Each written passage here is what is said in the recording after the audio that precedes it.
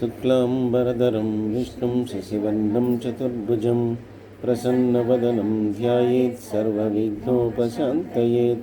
అగజానన పద్మార్కం గజాననమహర్నిశం అనేకదంతం భక్తానాం ఏకదంతముపాస్మహే.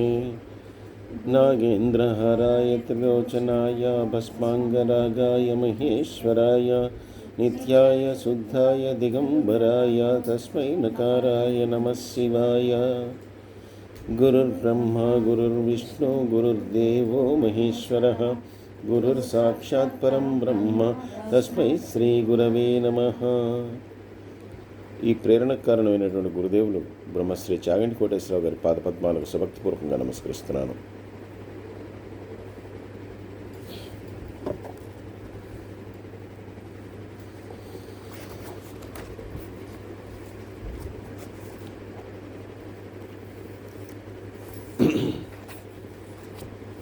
ఈ కాశీక్షేత్ర మహాత్మ్యాన్ని గురించి చెప్పుకుంటున్నటువంటి దానిలో ఇద్దరు సోదరులైనటువంటి అగ్నిశర్మ సోమశర్మ వీళ్ళిద్దరి యొక్క గాథను మనం చెప్పుకుంటూ ఉన్నాం. కాలాంతరంలో ఈ అగ్నిశర్మ సోమశర్మ ఇద్దరు కూడా చనిపోవటం జరిగింది. అగ్నిశర్మ ఏమో ఆయన స్వర్గలోకంలో చక్కగా స్వర్గభోగాల్ని అనుభవిస్తుంటే, ఈ సోమశర్మ మాత్రం తమ్ముడు మాత్రం నరకానికి చేరవలసి వచ్చింది. దీనికి కారణం ఏంటంటే ఇద్దరు కూడా వేరే వేరే మార్గాలను అనుసరించడం. ముఖ్యంగా పెద్దవాడైనటువంటి అగ్నిశర్మ ఎప్పుడైతే తాను మోక్షాన్ని పొందాలనుకున్నాడో అతను వెంటనే నిర్ణయం తీసుకుని అటువంటి మోక్షాన్ని ప్రసాదించేటటువంటి కాశీక్షేత్రానికి వెళ్ళి ధర్మబద్ధమైనటువంటి జీవితాన్ని గడుపుతూ చేయవలసినటువంటి విధులన్నీ కూడా నిర్వహించి తను మోక్షాన్ని పొంది ఆ రకంగా స్వర్గాన్ని చేరుకుంటే, తమ్ముడైనటువంటి సోమశర్మ మాత్రం ఎక్కడైనా కూడా మోక్షాన్ని పొందవచ్చు అనేటటువంటి ఒక సిద్ధాంతంతో వేరే ప్రాంతం చేరి అక్కడ చేరిన తర్వాత తన యొక్క గొప్ప తపశ్శక్తితోటి వేరే సిద్ధుల్ని సాధించి ఆ సిద్ధుల ద్వారా గర్వాన్ని ఆయన తలకెక్కించుకుని ఆ గర్వంతో అనేకమైనటువంటి ఇబ్బందికరమైనటువంటి పనులు ఆయన చేసుకుని పాపాన్ని మూటగట్టుకుని ఆయన నరకాన్ని సందర్శించాడు. ఇద్దరు కూడా ఇలా విభిన్న మార్గాలని ఆశ్రయించడం వల్ల ఈ రకంగా జరిగింది. కాబట్టి ఎవరైతే ధర్మ మార్గంలో ప్రయత్నం చేద్దామనుకుంటారో అటువంటి వాళ్ళు ఆ మార్గానికి అనుకూలంగా ఉండేటటువంటి ప్రదేశాల్లో మాత్రమే ఆ నివాసాన్ని ఏర్పరచుకోవాలి. కానీ మళ్ళీ ఆ మార్గాన్ని తప్పించేటటువంటి అనేకమైనటువంటి ప్రదేశాలకు వెళ్తే కనుక వాళ్ళు ఈ రకమైనటువంటి ఇబ్బందులు పడతారు అని చెప్పేటి ఈ గాథ మనకి తెలియజేస్తుంది. అయితే ఇలా నరకానికి వచ్చేసినటువంటి ఈ సోమశర్మ అక్కడికి వచ్చిన తర్వాత తాను బాధపడటం మొదలుపెట్టాడు, పశ్చాత్తాపడటం మొదలుపెట్టాడు. ఎప్పుడో అన్నగారితో నేను ఈ విషయాన్ని గురించి చర్చించినప్పుడు అన్నగారేమో అనగా కాశీక్షేత్రానికి వెళ్దామంటే నేనే కాదు, నేను ఇలా ఎక్కడ ఉన్నా కూడా దాన్ని సాధించవచ్చు అని చెప్పి ఇలా వెళ్దామని చెప్పాను. నేను చేసింది తప్పు, అందువల్లనే నేను ఇప్పుడు ఈ శిక్షలన్నీ అనుభవిస్తున్నాను. కానీ అన్నగారు మాత్రం సుఖంగా ఆయన కోరుకున్నటువంటి స్వర్గాన్ని చేరుకున్నారు అని చెప్పి ఈయన పరిపరి విధాలుగా బాధపడటం మొదలుపెట్టాడు. అయితే సాధారణంగా మరణించిన తర్వాత మళ్ళీ దేహము కేవలం బాధపడటానికే వస్తుంది తప్పితే గతంలో జరిగినటువంటి ఏవి గుర్తుండవు అని శాస్త్రం చెప్తుంది. ఈయనకి అలా గుర్తుండటానికి కారణం ఏంటంటే ఈయన చేసినటువంటి పుణ్యఫలం వలన ఆ మాత్రమే ఈయనకు స్మృతి అనేటటువంటిది కొంచెం వచ్చింది. వచ్చిన తర్వాత ఏం చేశాడంటే, నేను కాశీక్షేత్రాన్ని దర్శించకపోవటం వల్లే కదా నేను ఇటువంటి ఇబ్బంది పడ్డాను, అన్యక్షేత్రానికి వెళ్ళి అక్కడ నేను గర్వంతో చేయకూడనటువంటి పనులను చేశానని చెప్పి ఆ కాశీక్షేత్ర మహాత్మ్యాన్ని వీటన్నిటిని కూడా స్మరించుకోవటం మొదలుపెట్టాడు. స్మరించుకుంటూ అన్నగారి యొక్క గొప్పదనాన్ని, కాశీక్షేత్ర మహాత్మ్యాన్ని స్మరించుకుంటూ ఎప్పుడు కూడా ఆ కాశీనామాన్ని ఆయన మనసులోనే స్మరించుకోవటం మొదలుపెట్టాడు ఆ నరకంలో ఉంటేనే. అయితే ఈయనకి అనేకమైనటువంటి శిక్షలు వేశారు. ఆ శిక్షలన్నీ కూడా అనుభవిస్తూ ఉన్నాడే కానీ ఈయనకి మాత్రం ఏ శిక్షని విధించినా కూడా ఈయన బాధపడుతున్నట్టుగా ఎవరికి కనపడట్లేదు. అంటే వేడి నూనెలో వేస్తున్నారు, అలాగే ముళ్ళ చెట్టుకి ఈయన్ని ఆలింగనం చేసుకోమని చెప్తున్నారు. ఇలాగ అనేకమైనటువంటి శిక్షణని విధిస్తున్నారు, కానీ ఎక్కడా కూడా ఈయన ఇబ్బంది పడట్లేదు. కాబట్టి ఆ నరకంలో ఉన్నటువంటి భటులు కూడా ఆశ్చర్యపోయారు. అరే, ఇంత శిక్షించినా కూడా ఇతను కొంచెం కూడా అరవట్లేదు, కేకలు పెట్టట్లేదు. మిగిలిన వాళ్ళేమో చాలా భయంకరంగా కేకలు, అరుపులు అవన్నీ పెడుతూ ఉంటారు, ఈయన ఏమీ చేయట్లేదని చెప్పి వాళ్ళందరూ కూడా యమధర్మరాజు గారితో ఇతను ఏమీ ఇబ్బంది పడట్లేదు అని చెప్పి చెప్పాట. చెప్తే ఆయన కూడా ఆశ్చర్యపోయి వెంటనే నా దగ్గరికి తీసుకురండి అని చెప్పి చెప్పాట. తీసుకొచ్చిన తర్వాత ఆయన అడిగట్ట, నీకు ఏమీ బాధలు కలగట్లేదా, ఎందుకు నువ్వు ఆ బాధని ప్రకటన చేయట్లేదు అని చెప్పి అడిగట్ట. ఆయన అన్నట్ట, బాధ నాకు కలుగుతూనే ఉంది, కానీ నేను జపించేటటువంటి నామం ఏదైతే ఉందో అది నాకు ఆ బాధని తెలియనివ్వట్లేదు, ఆ బాధను అధిగమింపజేస్తోంది అన్నట్ట. ఏమన్నామాన్ని నువ్వు జపిస్తున్నావు అన్నట్ట. నేను ఏమీ లేదు, కాశీ కాశీ కాశీ అని చెప్పి జపించుకుంటూ ఉన్నాను, దానివల్ల నాకు ఏమీ కూడా ఇబ్బంది కలగట్లేదు అని చెప్పి అన్నట్ట. అప్పుడు యమధర్మరాజు గారు, జన్మరాహిత్యాన్ని కలగజేసేటటువంటి కాశీ క్షేత్రాన్ని నువ్వు స్మరించేటటువంటి స్మృతి నీకు ఈ నరకంలో గడగలిగింది, అందువల్ల ఇక్కడి నుంచి నేను పాపాలు అనేటటువంటి నీ దరిచారు. ఆ పాపాల వల్ల నేను శిక్షించలేను, ఎందుకంటే ఎంత శిక్షించినా కూడా నువ్వు ఆ శిక్షణ పొందలేవు. అందువల్ల నీకు మరొక అవకాశం వస్తున్నావు. మళ్ళీ నువ్వు భూలోకంతో శరీరంతో దేహదారుడు మళ్ళీ భూలోకాన్ని చేరుకుంటావు. ఈసారి చేరుకున్న తర్వాత అప్పుడు నువ్వు చేసేటటువంటి కర్మ వలన నీకు తర్వాత ఏది ప్రాప్తిస్తాలో అది ప్రాప్తిస్తుంది. ఇది నేను ఇక్కడికి వచ్చి కూడా కాశీ నామాన్ని పలికినటువంటి నీకు ఇచ్చినటువంటి ఒక అనుగ్రహం, కాబట్టి నువ్వు మళ్ళీ భూలోకానికి వెళ్ళు అని చెప్పి అన్నట్ట. ఈయన వెంటనే, నన్ను భూలోకంలో కనుక మళ్ళీ పంపిస్తే కనుక నన్ను కాశీక్షేత్రానికే పంపించండి, అన్ని క్షేత్రాలకు నన్ను పంపించొద్దు అని చెప్పి అడిగాట. వెంటనే మళ్ళీ కాశీక్షేత్రానికి అక్కడ పంపించిన తర్వాత ఈయన మళ్ళీ సశరీరంతో కాశీక్షేత్రానికి వచ్చాట.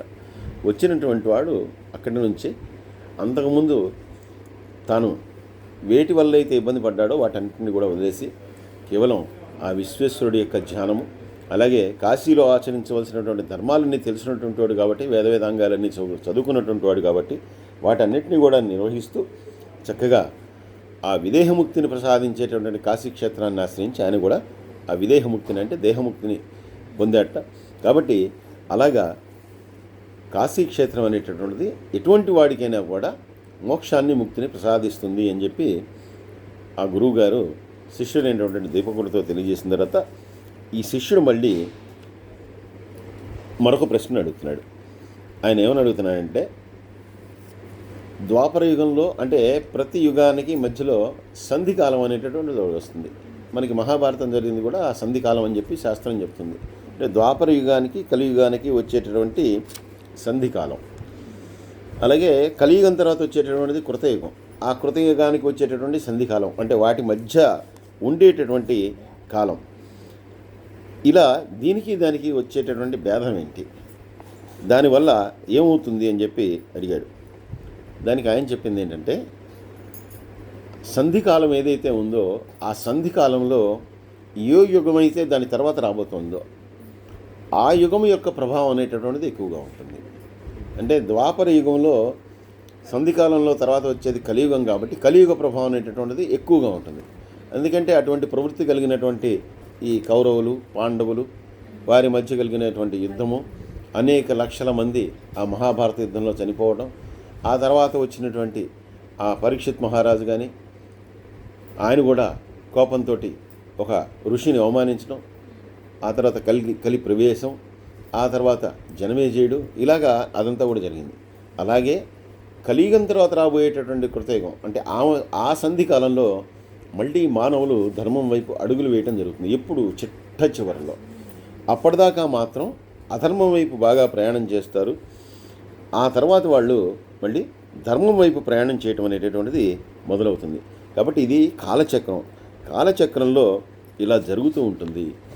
ఇంకా కలియుగము యొక్క చివరి కాలంలో సంధికాలంలో కల్కి ప్రవేశం ఉంటుంది. అంటే సాక్షాత్తు విష్ణు పరమాత్మ కల్కి రూపంలో జన్మించడం, దుష్ట శిక్షణ శిష్ట శిక్షణ చేయటం అనేటటువంటి జరుగుతుంది అని చెప్పిన తర్వాత మళ్ళీ ఈ కలియుగముల యొక్క స్వరూపం ఏంటి, అసలు కలియుగముల యొక్క ఆచార వ్యవహారాలు ఏమిటి, ఎలా మానవుడు మారిపోతాడు అని చెప్పి మళ్ళీ ఈ దీపకుడు వాళ్ళ గురువుగారిని అడిగాడు. అడిగిన దానికి ఆయన ఏం చెప్తున్నారంటే,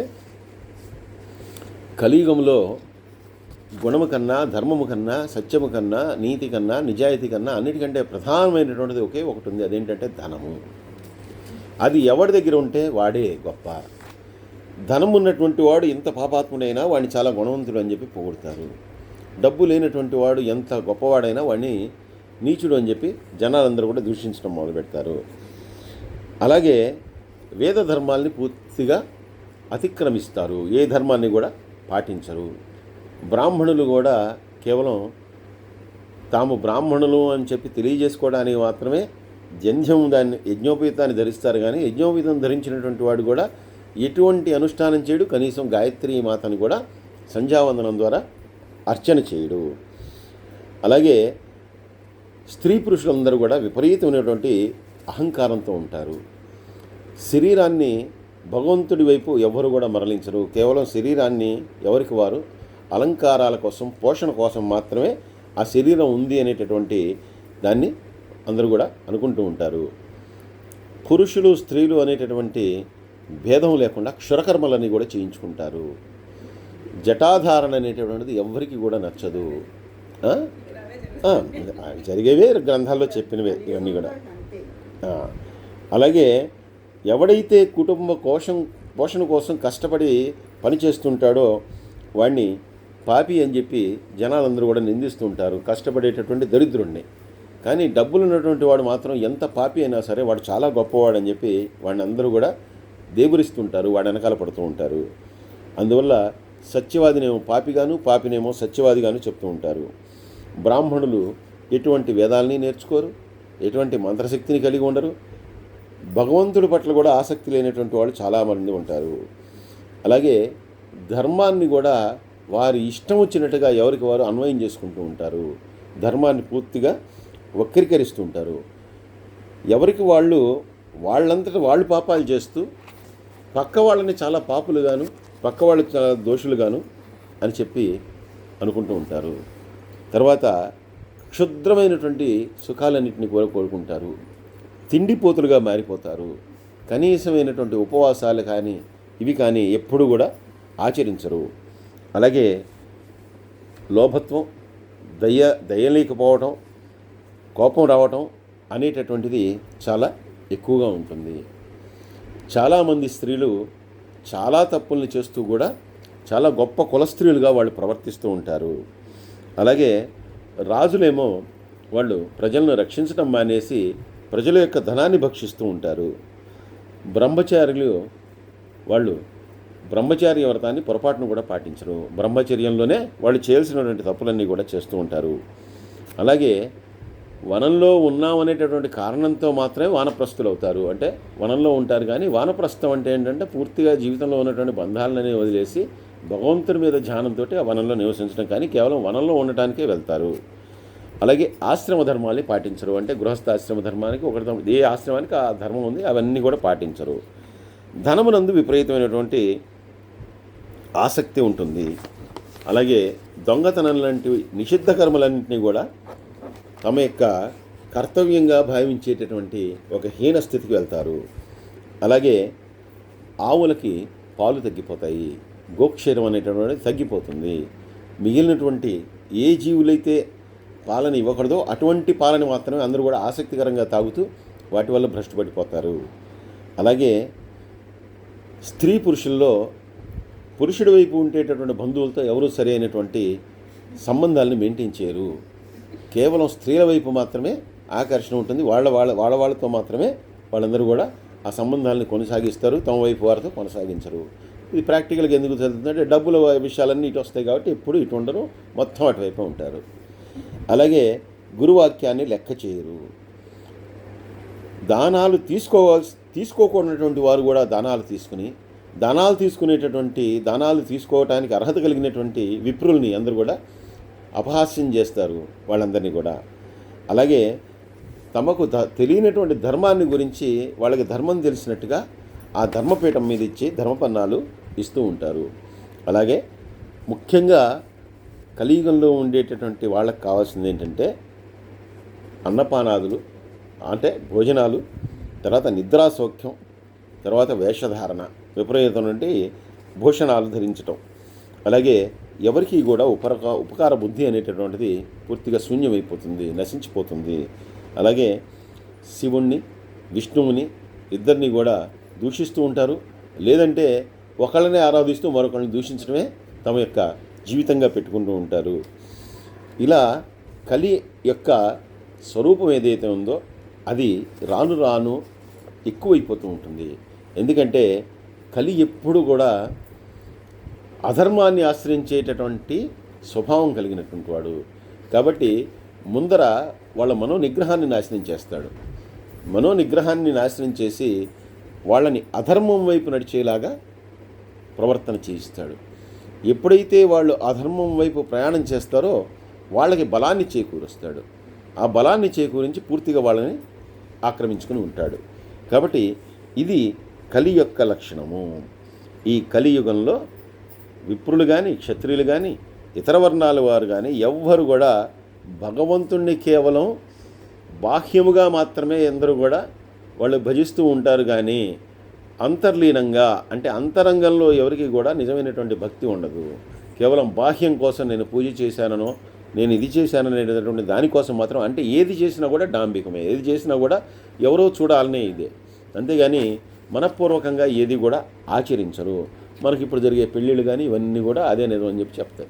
ఎందుకంటే ఫోటోల మీద ఉండే ఆసక్తి మిగిలినటువంటి వాటి దేని మీద ఉండదు అని చెప్తూ అసలు కాశీని ఆశ్రయించడం కానీ, అంటే కొన్ని క్షేత్రాల్లో మనం ఉండటం వల్ల మనసు అనేటటువంటిది పూర్తిగా పరిపక్వత చెందుతుంది. అంటే ఆలోచనలు, విధానాలు అన్నీ కూడా మారిపోతాయి. అది వేరే క్షేత్రాల్లో ఉండటం వల్ల అటువంటి ఆలోచన రాదు. కానీ దానిని మాత్రం తెలుసుకోలేనటువంటి ఈ కలియుగంలో ఉన్నటువంటి మానవులు ఎక్కడైతే అశాంతి ఉంటుందో, ఎక్కడైతే అధర్మం ఉంటుందో, ఎక్కడైతే ఇతరమైనటువంటి నీచమైనటువంటి కృత్యాలన్నీ కూడా జరుగుతుంటాయో అటువంటి విషయాల పట్ల ఆసక్తి కలిగి ఉంటారు. అటువంటి ప్రదేశాల పట్ల ఎక్కువ మక్కువ కలిగి ఉంటారు.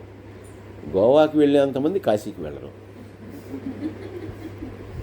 ఏదో బ్యాంకాక్ ఏదో అంటారు, అక్కడికి వెళ్ళేంతమంది మన వెంకటేశ్వర స్వామి గుడికి వెళ్ళరు. అని వెళ్తారు, కానీ అక్కడికి వెళ్ళేంతమంది ఇక్కడికి వెళ్ళరు. కాబట్టి దాని మీద ఆకర్షణ ఎక్కువ ఉంటుంది, దీని మీద ఆకర్షణ అనేటటువంటిది తగ్గిపోతుంది. అలాగే మనకి ఒక క్షేత్రగాథ ఒకటి చెప్తారు. అంటే క్షేత్రంలో ఉండటం వల్ల మనిషి ఎలా మారుతాడని. ఇప్పటికీ కూడా మనం చూస్తే కాశీలో మనం కనుక వెళ్తే కనుక కాశీలో ఉండేటటువంటి ఒక వ్యాపారస్తుడు కానీ, అంటే అక్కడ ఎవరు చెడ్డవారు ఉండరా అంటే అక్కడ కూడా చెడ్డవారు ఉంటారు. చెడ్డవారు ఉండని ప్రదేశం ఏం లేదు. మనిషే పాపి కాబట్టి అన్ని చోట్ల ఉంటారు. కానీ ఇతర ప్రాంతానికి, కాశీ క్షేత్రానికి వెళ్ళేసరికి కాశీ క్షేత్రంలో వారి యొక్క భాష, వారు ఇతరుని పరికరించేటటువంటి పద్ధతి అనేటటువంటిది చాలా మారిపోతుంది. ఉదాహరణ తీసుకుంటే గోదావరి జిల్లా ఉంటుంది. గోదావరి జిల్లా వాళ్ళు చాలా మర్యాదలు ఎక్కువ చేస్తారు అంటారు. అంటే ఒక మాటలో ఒక మర్యాద, ఇతరుని పలకరించడంలో ఒక ఆప్యాయత. అది అంటే ఆ గోదావరి నీటి ప్రభావం కానీ, అక్కడ ఉన్నటువంటి వారి యొక్క ఆచార వ్యవహారాలు కానీ ఆ రకంగా ఉంటాయి. అదే విషయం మనం ఒక రాయలసీమలో తీసుకుంటే దానికి పూర్తి విరుద్ధంగా ఉంటుంది. అంటే వీరికి ప్రేమ లేదని కాదు, వారికి ప్రేమ ఉందని కాదు, ఇక్కడ ఉంటారు అక్కడ ఉంటారు, కానీ ఆ మాట కానీ అది కానీ అలా మారిపోతుంది. అలాగే కాశీ క్షేత్రం ఏంటంటే ఎవరినైనా కూడా వాళ్ళని సుమనస్కులుగా, మంచి మనస్సు ఉండేటటువంటి వాళ్ళగా మారిపోతుంది. దానికి గాథ ఏం చెప్తారంటే, ఒకానొక బ్రాహ్మణ కుటుంబంలో ఉన్నటువంటి పిల్లవాడు, తల్లిదండ్రులు ఇద్దరు కూడా వృద్ధులైపోయారు. వృద్ధులైపోయిన తర్వాత వాళ్ళిద్దరూ కదలలేనటువంటి స్థితిలో ఉన్నారు.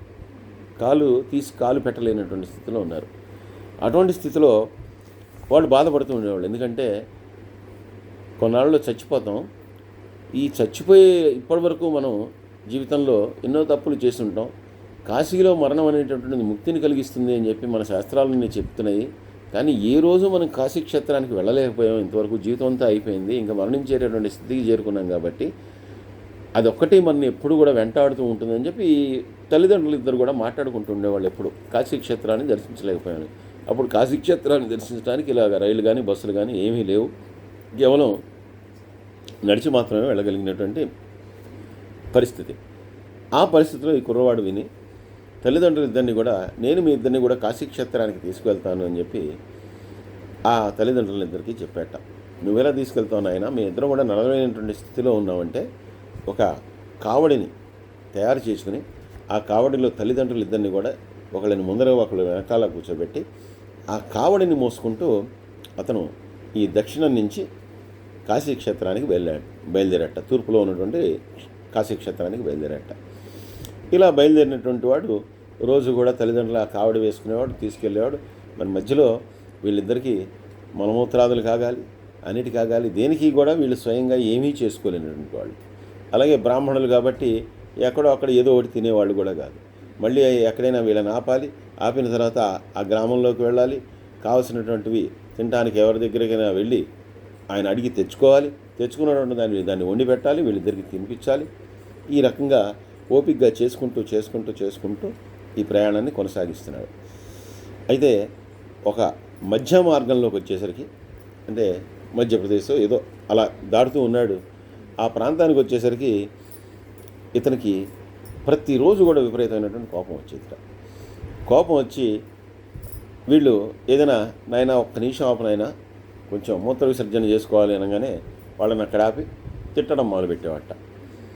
అసలు నేను అనవసరంగా మీ ఇద్దరిని కూడా తీసుకుని బయలుదేరాను, నా కర్మ కొద్దీ నేను మీకు పుట్టాను, నా కర్మ కాబట్టి ఇదేమిటి, మిమ్మల్ని మోయటం ఏంటి, మాటికి ఆపమంటారు, కష్టపడి ఏదో కొంత దూరం వెళ్దాం అనుకుంటాను, మీరు మధ్యలోనే ఆపేస్తారు, మళ్ళీ నాకేమో కదలబుద్ధి కాదు, ఇప్పటికీ 2 నెలలు అయింది, ఇంకెన్నాళ్ళు నేను మిమ్మల్ని మొయ్యాలో అని చెప్పి వాళ్ళని తీవ్రంగా విసుక్కుంటూ ఉండేవాట. వాళ్ళు ఏమీ మాట్లాడకుండా సరే ఇతను ఎన్ని తిట్టినా కూడా ఏం చేసినా కూడా భరించి వాళ్ళు మౌనంగా ఉండేవాట. ఇలాగా కొన్ని నెలల తర్వాత ఈ కుర్రవాడు కాశీక్షేత్రానికి చేరుకున్నాడు. తల్లిదండ్రులు ఇద్దరిని కూడా తీసుకుని కాశీక్షేత్రాన్ని చేరిపోయాడు. చేరిపోయిన తర్వాత వెంటనే ఆ గంగానదికి నమస్కరించి వాళ్ళిద్దరిని కూడా తీసుకెళ్ళి ఆ గంగానది ఒడ్డుకు తీసుకెళ్ళి ఇద్దరిని కూడా స్నానం చేయమన్నాడు. వాళ్ళ కోరికది. స్నానం చేసి వాళ్ళిద్దరూ బయటికి రాగానే ఈ కుర్రవాడు కూడా వెళ్ళి స్నానం చేసిన తర్వాత వాళ్ళిద్దరికీ కూడా సాష్టాంగ ప్రమాణం చేసి విపరీతంగా రోధించడం మొదలుపెట్టాట. ఏమైంది నాయన, ఏమిటి అంటే, నేను మీ ఇద్దరిని కూడా చాలా దూషించాను మధ్య మార్గంలో, నాకు ఏమైందో తెలీదు, బయలుదేరినప్పుడు నా సంకల్పం మంచిదే, నేను మిమ్మల్ని తీసుకొద్దాం అనుకున్నాను, కానీ ఆ మధ్యలోకి వచ్చేసరికి నాకు విపరీతమైనటువంటి బాధ కలిగింది, దుఃఖం కలిగింది, నేను ఎందుకు ఈ ప్రయత్నం చేస్తున్నానని చెప్పి నన్ను నేనే నిందించుకున్నాను.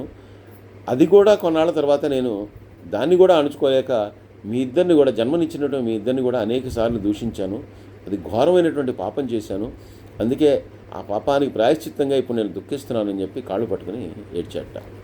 ఇప్పుడు వాళ్ళు చెప్పారట, నాయన అది క్షేత్రమహిత్యం, అంటే ఒక్కొక్క ప్రాంతంలో ఒక్కో రకమైనటువంటి ప్రభావం చూపిస్తుంది.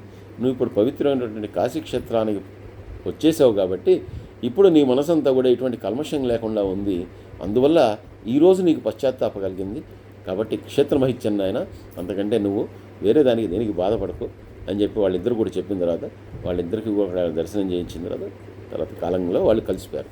అంటే క్షేత్రానికి అంత ప్రభావం ఉంటుంది. అటువంటి గాథనే మనకి మరొక విషయాన్ని తెలియజేస్తూ, కాశీలో మహాసేనుడు అనేటటువంటి ఒక రాజుగారు ఉన్నాడు.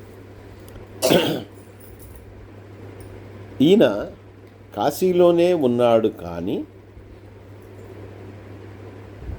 అక్కడ కొంతమంది దుశ్చరిత కలిగినటువంటి వాళ్ళతో, అంటే దుర్మార్గపు ఆలోచనలు అవి కలిగినటువంటి వాళ్ళతో ఈయన స్నేహాన్ని చేస్తూ ఉండేవాడు కాశీక్షేత్రంలో. అందుకనే ఇందాక చెప్పినట్టుగా అసలు పాపములు చేయనటువంటి వాడు ఎవడు ఉండడా అంటే 3 మంది ఉంటారు. అటువంటి వాళ్ళతోటి ఈయన స్నేహం చేసేవాడు. వాళ్ళు ఇచ్చినటువంటి సలహాలు సూచనలు ఆధారంగా ఈయన రాజుగారు కాబట్టి అనవసరమైనటువంటి పన్నులు అవి అన్నీ కూడా విధిస్తూ ప్రజల దగ్గర నుంచి ఎక్కువ ధనాన్ని రాబడుతూ ఉండేవాడు. అలాగే ఈయన పరమ కోపిష్టి, ఎందుకంటే ఈయన సాంగత్యం కూడా అటువంటిదే, అటువంటి వాళ్ళతో సవాసం చేసేవాడు. అలాగే సాంగత్యం వల్ల ఈయనకి కోపిష్టితనం అనేటటువంటిది బాగా వచ్చింది.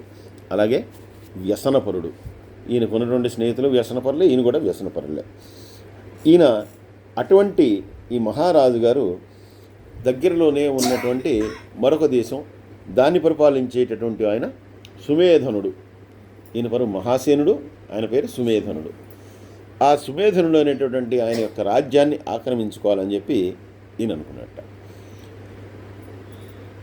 ఈ మహాసేనుడు కాశీరాజ్యం అనేటటువంటిది మనకి అనేక భారతంలో అన్నింటిలో కూడా వస్తుంది. కాశీరాజులు అనేటటువంటి విషయం ప్రస్తావనకు వస్తుంది.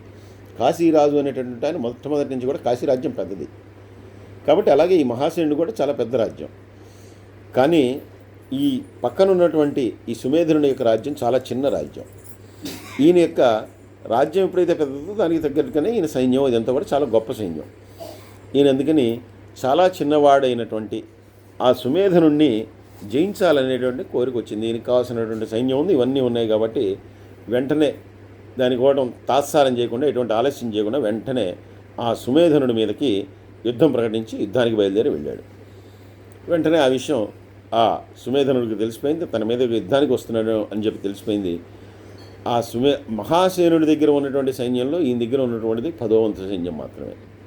ఆయన దగ్గర 100 మంది ఉంటే ఈయన దగ్గర కేవలం 10 మంది మాత్రమే ఉండేవాళ్ళు. అయితే ఈయన శివభక్తుడు. ఈయన వెంటనే ఎప్పుడైతే యుద్ధానికి వస్తున్నాడు అని చెప్పి తెలిసిందో వెంటనే ఆ పరమశివుణ్ణి ప్రార్థించి ఈయన కూడా యుద్ధానికి సిద్ధపడ్డాడు.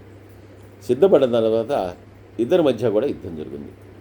విచిత్రంగా ఎక్కువ మంది సైనికులు కలిగినటువంటి మహాసేనుడు యుద్ధంలో ఓడిపోయాడు.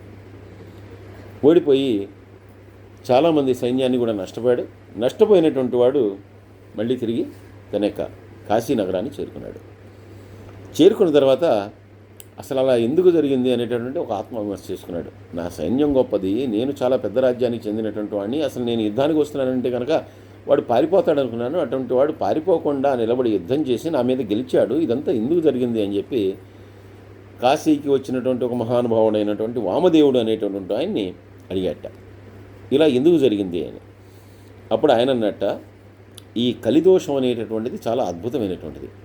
నువ్వు పుణ్యతమైనటువంటి కాశీక్షేత్రంలో ఉంటూ కూడా దీనికి రాజువై ఉండి కూడా అనేకమైనటువంటి పాపాలన్నీ కూడా చేస్తూ ఉన్నావు.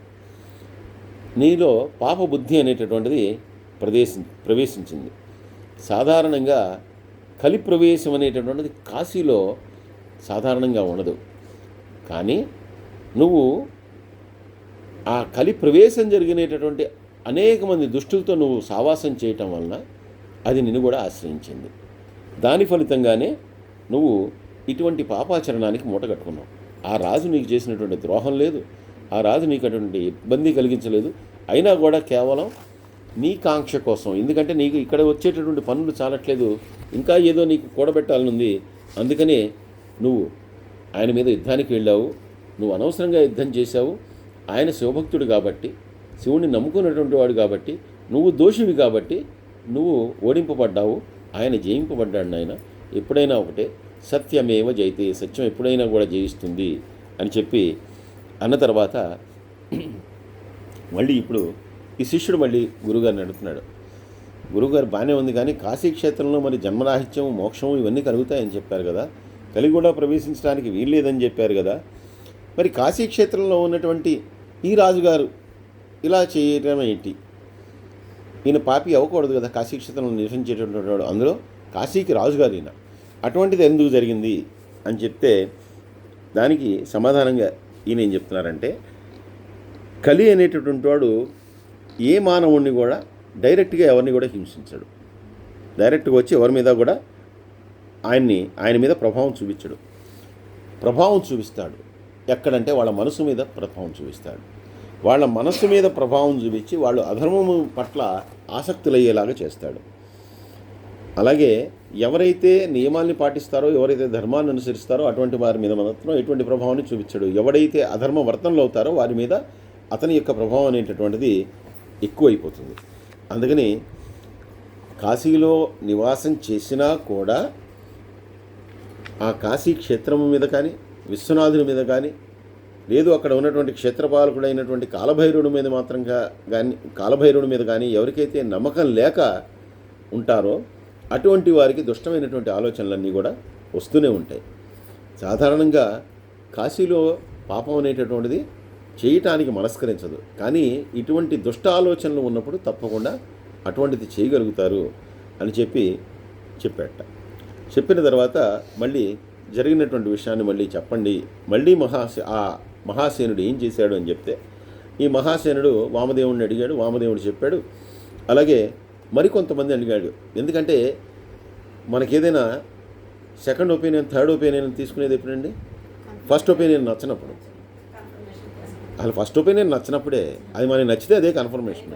ఒక్కటే గుర్తుపెట్టుకోండి, మీకు నచ్చింది ఎప్పుడే కన్ఫర్మేషనే. మీరు పొరపాటును కూడా ఇంకొన్ని అడగరు, అది చేసేస్తారు అంతే. మనకి ఎప్పుడైతే నచ్చకుండా, అంటే మనం ఇటెళ్ళాలా అటెళ్ళాలా అనుకుంటాం, సందేహంలో పడతాం, అప్పుడు ఎవరినైనా అడుగుతాం, వాళ్ళు అటు వెళ్తే ఇలా అవుతుందండి, ఇటు వెళ్తే ఇలా అవుతుందని అనుకోండి, అప్పుడు మనం మళ్ళీ ఇంకొన్ని అడగడానికి వెళ్తాం. అదే మనం ఇటు వెళ్ళడానికి డిసైడ్ అయిపోయాం అనుకోండి, ఇంకేమన్నా అడగం. అది కష్టమైనా నష్టమైనా వెళ్ళిపోతాం. కాబట్టి మనం కన్ఫర్మేషన్ మనం ఎప్పుడు తీసుకుంటామంటే సెకండ్ ఒపీనియన్ అనేది మనకి సందేహం ఉన్నప్పుడే. ఈయన కూడా అందుకనే ఇంకో ఇద్దరు ముగ్గురు పిలిచి అడిగాడు. వాళ్ళు కూడా ఇదే చెప్పారు. ఈయనకి నచ్చట్లా. ఎందుకంటే ఈయన యుద్ధానికి అనవసరంగా ఇంకోండి లోబరుచుకోవాలి. వాడిని లోబరుచుకోవడానికి ఈయన కారణం ఏంటి?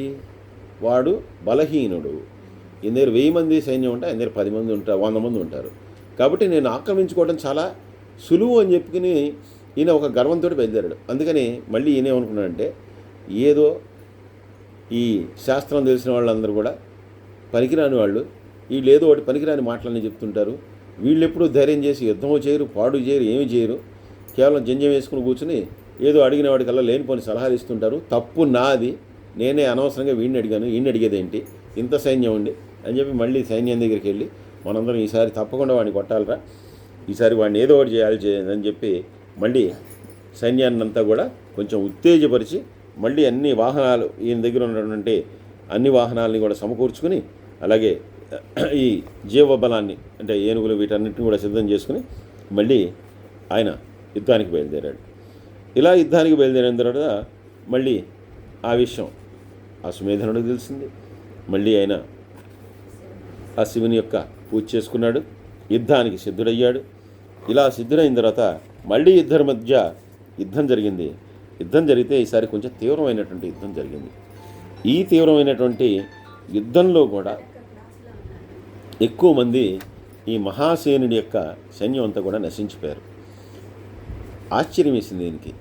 కిందసారి జరిగినట్టు ఈసారి జరుగుతోంది. అంటే 10 మంది కలిసి 100 మందిని ఎదిరిస్తున్నారు, 10 మంది కలిసి 100 మంది మీద ఎక్కువ ప్రభావం చూపిస్తున్నారు. దానికి కారణం ఏంటి? వీళ్ళందరూ కూడా ఎక్కువ శిక్షణ పొందారా, లేదంటే వీళ్ళ దగ్గర ఏమైనా కొత్త కొత్త ఆయుధాలు ఉన్నాయంటే ఏమీ లేవు. అయినా కూడా వీళ్ళు ఎందుకు ఇలా చేస్తున్నారు అని చెప్పి అర్థం కానటువంటి దీంతోనే ఈయన యుద్ధాన్ని కొనసాగిస్తుంటే చివరికి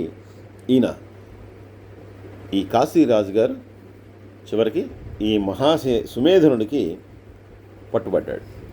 పట్టుబడంగానే ఆయన్ని ఇంకా తాళ్లతో కట్టేసి బంధించమని చెప్పారు. బంధించిన తర్వాత ఈయన అనుకున్నాడు, ఇప్పుడు తనకంటే చాలా తక్కువ వాడు, చిన్నవాడు, తక్కువ సైన్యం కలిగినటువంటి వాడు, చిన్న రాజ్యమైనటువంటి వీడి చేతిలో నేను ఓడిపోయాను, కాబట్టి ఇక నాకు మరణం తప్పదు అని చెప్పి అనుకుని, సరే నేను ఎలాగో మరణానికి సిద్ధం ఇంకా, ఎందుకంటే నేను దొరికిపోయానంటే ఆ రోజుల్లో ఒక రాజు దొరికిపోయాడంటే వాడిని చంపేస్తారు, ఉంచరు అని చెప్పి ఆయన అన్నాడు, నేను నీ చేతిలో ఎలాగో ఓడిపోయాను, అయితే నువ్వు గెలగటానికి కారణం ఏంటో నాకు అర్థం కావట్లేదు. ఏ కారణం చేత నువ్వు గెలిచావో నాకు తెలియదు. నా దగ్గర ఉన్న దానికంటే ఆయుధాలు లేవు, నా దగ్గర ఉన్న దానికంటే సేన లేదు, ఏమీ లేదు. అలాగే అది వరకు నువ్వు పోనీ ఎవరి మీద గెలిచావు అంటే ఆ చరిత్ర వాళ్ళు నేను అంతకుముందు అనేక మంది మీద గెలిచాను, కాబట్టి ఏ కారణం వల్ల నేను ఓడిపోయానో నాకు తెలియట్లేదు అని చెప్పి అన్న తర్వాత ఈయనన్నట్ట, నేను ఆ శివ ధ్యానం చేసి నా రాజ్యాన్నంతా కూడా ధర్మబద్ధంగా పరిపాలిస్తున్నాను. నేను ఇంతవరకు నాకు తెలిసి అయితే కనుక ఏ అధర్మాన్ని నేను చేయలేదు. అది నా విజయానికి కారణం అయి ఉంటుంది. ఎందుకంటే మన శాస్త్రం అయితే అదే చెప్తోంది. నేను ధర్మాన్నే నమ్ముకున్నటువంటి వాడిని, ఎవరిని కూడా నేను హింసించను. కానీ నువ్వు అధర్మాచరణుడు, అధర్మాన్ని ఆశ్రయించినటువంటి వాడివి. అందుకే నువ్వు నాతో 2 సార్లు యుద్ధానికి వచ్చావు. నేను నీకు చేసినటువంటి అన్యాయం ఏంటి? నేనేం అన్యాయం చేయలేదే.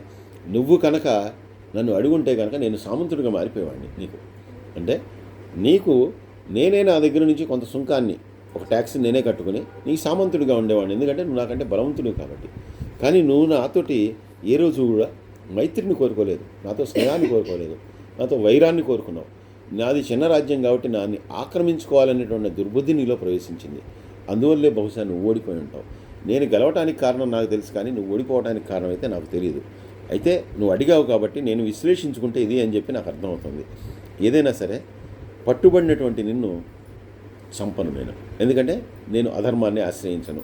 కాబట్టి నిన్ను స్వేచ్ఛగా వదిలేస్తున్నాను మహారాజా, నువ్వు వెళ్ళిపోయి నువ్వు కాశీరాజ్యాన్ని నువ్వు పరిపాలించుకో అని చెప్పి అన్న తర్వాత ఈయనప్పుడు తిరిగి వచ్చిన తర్వాత నేను ఇంతకాలం కూడా ఎంతోమంది గొప్ప గొప్ప వాళ్ళు కాశీక్షేత్ర మహాత్మ్యాన్ని వీటన్నిటినీ కూడా చెప్పినా కూడా అవన్నీ కేవలం పుక్కిట పురాణాలు అనేటటువంటి ఉద్దేశంతో ఏనాడు కూడా నేను ఆచరించడానికి ప్రయత్నం చేయలేదు. ఇంకా నేను కాశీక్షేత్రానికి వెళ్ళిన తర్వాత పూర్తిగా నా విధి నా కర్తవ్యం ఏదైతే ఉందో దాన్ని మాత్రమే ఆచరిస్తూ నేను తప్పకుండా ఆ మార్గంలో ప్రయాణిస్తూ ఇక నుంచి ఎవరిని కూడా ఇబ్బంది పెట్టకుండా నేను నా రాజ్యాన్ని పరిపాలించుకుంటాను అనేటటువంటి ఒక సత్సంకల్పాన్ని అప్పటికప్పుడే తీసుకుని తిరిగి బయలుదేరి ఆయన కాశీ నగరానికి వెళ్ళిపోయాట. సర్వే జనా సుఖినో భవంతు, సమస్త లోకా సుఖినో భవంతు. స్వస్తి.